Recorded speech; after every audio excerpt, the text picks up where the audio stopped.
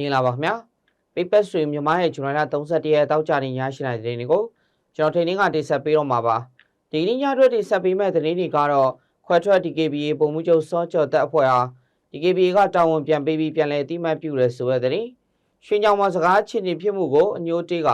ဆိုင်ရှင်လင်များနှစ်ဦးကိုဝန်ထမ်းဖြစ်သူကဓာတ်နဲ့ထိုးသလိုက်တယ်ဆိုတဲ့သတင်းအိန္ဒိယက Israel တန်စီရေးဆိုင်ရာအစိပ်ပိုင်းတွေဆက်လက်တင်ပို့နေမှုပေါ် Amnesty International ကအတိပေးထုတ်ပြန်လိုက်တယ်ဆိုတဲ့သတင်းFIFA ကကမ္ဘာဖလားရှယ်ယာတွေကိုရောင်းချဖို့ကြံစည်မှုပေါ်ဥရောပဘောလုံးဖွဲ့ချုပ် UEFA ကပြင်းထန်စွာကန့်ကွက်တပိတ်မှောက်လိုက်တဲ့အားကစားသတင်းအပါအဝင်မနက်ဖြန်အတွက်မိုးလေဝသကြိုတင်ခန့်မှန်းချက်နဲ့မြေပြင်ကြီးမှုသတိပေးချက်သတင်းတွေကိုတင်ဆက်ပေးသွားမှာပဲဖြစ်ပါတယ်။ပြည်သူရေဒီယိုတန်တွေကိုနောက်ဆွေရင်ပြည်သူ့ရဲ့တီကရှေ့ဆက်မယ်ပြည်သူရေဒီယိုဟောလာပြည်သူတိုင်းကရင်ပြည်နယ်ကော့ကရိတ်မြို့နယ်တွင်စီရေးလှုပ်ရှားနေတဲ့ခွဲထွက် DKBA ကလိုထူဝါစစ်ကြောင်းမှဗိုလ်မှူးချုပ်စောကျော်တက်ကိုအမှတ်3စစ်ဒေသစစ်ကုကဲရေးမှုတာဝန်နဲ့ပြန်လည်ခန့်အပ်လက်ခံလိုက်ကြောင်း DKBA ဌာနချုပ်စုံစည်းမြန်ကဇူလိုင်လ31ရက်စွဲနဲ့အမိန့်စာထုတ်ပြန်လိုက်ပါတယ်။ဗိုလ်မှူးချုပ်စောကျော်တက်ဦးစီးတဲ့ကလိုထူဝါစစ်ကြောင်းမှနောက်လိုက်ပို့ပါအင်အား350ကျော်ရတယ်မိခင်ဖွဲ့စည်း DKBA ထံပြန်လည်ပူးပေါင်းမယ်လို့သိရပါတယ်။ကလိုထူဝါစစ်ကြောင်းရရှိငယ်တူရဲ့ပြောဆိုချက်အရစောကျော်တဲ့လက်အောက်ရှိတခွဲတီးတီးမှတပ်ဖွဲ့ဝင်တွေပါဝင်အားလုံးပါဝင်လာခြင်းဖြစ်ပြီး DKBA ဌာနချုပ်ရဲ့ထုတ်ပြန်ချက်ကိုလိုင်းပေါ်မှာတွေ့ရှိထားပေမဲ့အသေးစိတ်ကိုတော့မသိရသေးဘူးလို့သိရပါတယ်။လက်ရှိမှာအဲ့ဒီကလိုထူဝါစစ်ကြောင်းဟာ NUG MOD လက်အောက်ခံကြားပြူစစ်ကြောင်းဖြစ်ပါဝင်က KNU KNLA မဟာမိတ် PDF တွေနဲ့အတူစစ်စုကိုတိုက်ခိုက်နေစေဖြစ်ပြီး DKBA ဘက်မှတပ်ဖွဲ့ဝင်ကိုရေးချက်လက်စည်းတွေကိုကောက်ယူလျက်ရှိနေပါတယ်။ကရင်ပြည်နယ်မြောက်ဦးမြို့တောင်ဘက်ကြောက်ခတ်ကြီးရွာရှိတရုတ်ကြားဖြတ်ငွေလေးလုပ်ငန်းတွေကိုစစ်စုကနှိမ်နင်းမှုဖိအားပေးလာတာကြောင့်တရုတ်နိုင်ငံသားတွေမှာစုံစည်းမြိုင်ဝလီမြိုင်နဲ့ဖျားသုံးစုဘက်ကိုနေရာရွှေ့ပြောင်းနေကြရပါတယ်။ကြောက်ခတ်ကြားဖြတ်စိုက်တွေမှာရွှေ့ပြောင်းအောင်မှာ DKBA တပ်ဖွဲ့ဝင်တွေကတရုတ်နိုင်ငံသားတူကိုထိုင်းဘက်ငွေ9000မှ2သိန်းထိနေရာရွှေ့ပြောင်းကနဲ့လုံခြုံရေးစောင့်ရှောက်ကအဖြစ်တောင်းယူနေရကြောင်းဝင်ငွေကောင်းနေပါတယ်။ကြောက်ခတ်ဒေသရှိကြားဖြတ်လုပ်ငန်းတွေကို KK ပတ်နဲ့ရွှေကုတ်ကိုတို့လိုဖိအားပေးနေလာတာကြောင့်တရုတ်နိုင်ငံသားတွေဟာဌာနရုပ်ရှိရာစုံစည်းမြန်ကိုပြောင်းရွှေ့နေကြရပြီးတအုပ်ကိုဘတ်9000မှဘတ်3သိန်းထိဝလီမဖျားသုံးစုဘက်ကိုသွားပါကဘတ်2သိန်းနီးပါးထိလမ်းကားနဲ့လုံခြုံရေးကပေးနေရကြောင်းဒေသခံတွေကဆိုပါတယ်။ DKBA ဌာနချုပ်ကစစ်တပ်နဲ့မဟာမိတ်တပ်တွေရဲ့တိုက်ပွဲအတွင်းမပါဝင်မှုညွှန်ကြားထားလို့စစ်တပ်ကလည်းလီအကြောင်းမှဘုံကျဲမှုတွေပြုလုပ်ပေမဲ့အောက်ခြေတပ်ဖွဲ့ဝင်တွေမှာတရုတ်ကြားဖြတ်တွေကိုယာယီလက်ခံထားရှိကဝင်ငွေကောင်းနေကြောင်းသိရှိရပါတယ်။ရှမ်းပြည်နယ်တောင်ပိုင်းရွှေညောင်မြို့ဒနာသိတိရပ်ကွက်ရှိကားပို့ပစ္စည်းဆိုင်မှာဇူလိုင်လ31ရက်နေ့နက်ပိုင်းကဝန်ထမ်းဖြစ်သူကဆိုင်ရှင်လင်များနှစ်ဦးကိုဓာတ်နဲ့ထိုးတက်မှုဖြစ်ပွားခဲ့ပါတယ်။ပြီးခဲ့တဲ့ရက်ပိုင်းကဝန်ထမ်းဖြစ်သူဝယ်ယူခဲ့တဲ့ကားပို့ပစ္စည်းတွေမှာဈေးကြီးရလို့ဆိုကဆိုင်ရှင်လင်များကအပြစ်တင်ဆဲဆိုခဲ့တာကြောင့်အသက်20ရွယ်ဝန်ထမ်းဖြစ်သူတန့်စင်ဖြိုးကအညိုတိထားခြင်းဖြစ်ပါတယ်။အခင်းဖြစ်ပွားတဲ့ရက်ကစကားချင်းတင်ဖြစ်ပွားရမှာစဉ်ဆိုင်ရှင်ဘက်မှပြင်းထန်စွာဆဲဆိုခဲ့တာကြောင့်ဝန်ထမ်းဖြစ်သူကအညိုထားကခုလိုကျူးလွန်ငယ်ခြင်းဖြစ်ကြောင်းနီးစပ်သူတွေစီကနေသိရပါတယ်။ကျူးလွန်သူဟာဆိုင်ရှင်တော်ရင်ဥရဲ့လေဘင်းကိုဓာတ်နဲ့ထိုးတက်ခဲ့ပြီးခင်မိုးဖြစ်သူဦးမောင်ညိုကဒုက္ခနဲ့ခုခံရာဓာတ်ကွေးသွားတာကြောင့်ကားတူးစင်းနဲ့ရိုက်တက်ခဲ့တာဖြစ်ပြီးတရားခံတပ်စင်ဖြိုးကိုရွှေညောင်မြို့နယ်မြေရဲစခန်းမှာဖမ်းဆီးထားပါတယ်။ဆက်လက်ပြီးနိုင်ငံတကာသတင်းတွေနဲ့အတူအားကစားသတင်းတွေကိုတင်ဆက်ပေးပါမယ်။အိန္ဒိယနိုင်ငံဟာအစ္စရေးကိုလက်နက်နဲ့စီးရေးဆိုင်ရာအစိပ်ပိုင်းတွေဆက်လက်တင်ပို့နေရကြောင်းဂါဇာဒေသရှိပါလက်စတိုင်းပြည်သူတွေပေါ်လူမျိုးတုံးတပ်ဖြတ်မှုမှာ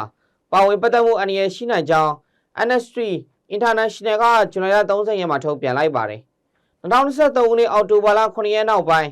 အိန္ဒိယဟာအစ္စရေးကိုလက်နက်နဲ့ခဲယမ်းတွေအနည်းဆုံး2596ကြိမ်တင်ပို့ခဲ့ကြောင်းအစီရင်ခံစာမှာဖော်ပြထားပါတယ်။အဲဒီတင်ပို့မှုတွေမှာအိန္ဒိယအစိုးရပိုင်ဒါမှမဟုတ်အစိုးရထိန်းချုပ်ထားတဲ့ကုမ္ပဏီတွေလည်းပါဝင်ပတ်သက်နေကြောင်း Amnesty အဖွဲ့ကထောက်ပြထားပါတယ်။အစ္စရေးအစိုးရကဂါဇာစစ်စင်ရေးဟာဟာမတ်စ်အဖွဲ့ရဲ့တိုက်ခိုက်မှုကိုကိုယ့်ကိုယ်ကိုကာကွယ်တဲ့အနေနဲ့တုံ့ပြန်ခြင်းသာဖြစ်တယ်လို့ဆိုတာလူမျိုးတုံးတပ်ဖြတ်မှုဆွဆွဲချက်တွေကိုညှင်းဆိုထားပါတယ်။ဂျော်ဂျီယာနိုင်ငံမှာတည်ဆုံခဲ့တဲ့ပြည်သက်တန်းပေါင်းများစွာရှိတဲ့ထိုင်း YouTuber လွန်ဆိုရဲ့တည်ဆုံမှုအခြေအနေကိုစုံစမ်းစစ်ဆေးဖို့ထိုင်းတန်ယုံတာဝန်ရှိသူတွေကဂျော်ဂျီယာကိုတွားရောက်နေပြီဖြစ်ကြောင်းထိုင်းဆိုရကပြောကြားခဲ့ပါတယ်။အမီရင်ပုံဝန်ထက်ဖန်ဆုပ်ဖြစ်သူအဲဒီ YouTuber ဂျော်ဂျီယာကိုတအူးတဲ့ခီးသွားစဉ်ဟိုတယ်ခန်းတွင်တည်ဆုံလျက်တွေ့ရှိခဲ့ရခြင်းဖြစ်ပါတယ်။ထိုင်းနိုင်ငံခြားရေးဝန်ကြီးရဲ့အဆိုအရ ဂျော်ဂျီယာအာဏာပိုင်ရဲ့စုံစမ်းစစ်ဆေးမှုပြီးဆုံးတဲ့အထိစောင့်ဆိုင်းရမှာဖြစ်ပြီးတန်ရုံရဲ့အစီရင်ခံစာရရှိမှသာတိတ်ဆုံးရတဲ့အကြောင်းရင်းမှန်ကိုအတည်ပြုနိုင်မှာဖြစ်ပါတယ်။ဒါကိုကိုတတ်သိခြင်းဖြစ်နိုင်တယ်လို့အများကရှုမြင်ကြပေမဲ့မိသားစုဘက်မှညှင်းဆိုထားပြီးစုံစမ်းစစ်ဆေးမှုပြီးဆုံးမှာကရုပ်လောင်းကိုထိုင်းနိုင်ငံကိုပြန်လည်တိတ်ဆောင်မှာပဲဖြစ်ပါတယ်။ FIFA ဥက္ကဋ္ဌအင်ဖန်တီနိုကကမ္ဘာ့ဖလားပြိုင်ပွဲရဲ့ရှင်ယာတွေကိုရောင်းချဖို့ကြံစည်နေမှုပေါ်ဥရောပဘောလုံးဖွဲ့ချုပ် UEFA ကပြစ်ဒဏ်စွာကန့်ကွက်လိုက်ပါတယ်။ FIFA အဖွဲ့ဝင်နိုင်ငံတွေကိုထောက်ပံ့ငွေဒေါ်လာ40သန်းထိတိုးမြင့်ပေးမယ်လို့ဆိုတာစက်တင်ဘာလ19ရက်နောက်ဆုံးထားပြီးထောက်ခံခိုင်းနေခြင်းဖြစ်ပါတယ်။သို့တော်လည်း UEFA အဖွဲ့ဝင်55နိုင်ငံစလုံးကအရေးပေါ်အစည်းအဝေးထိုင်က FIFA အနေနဲ့ကမ္ဘာ့ဖလားကိုရောင်းချပါကဘယ် FIFA ပြိုင်ပွဲမှာမှပါဝင်မှာမဟုတ်ကြောင်းကြေညာခဲ့ပါတယ်။ကမ္ဘာ့ဖလားပြိုင်ပွဲဟာပုဂ္ဂလိကကိုတန်ဖိုးဖြတ်ရောင်းချရမယ်ရောင်းကုန်မဟုတ်ကြောင်း UEFA ကပြတ်သားတုံ့ပြန်ထားတာကြောင့်လာမယ့်2030ကမ္ဘာ့ဖလားအတွက်ပါ FIFA မှာအကျက်တဲဖြစ်ပေါ်နေပါတယ်။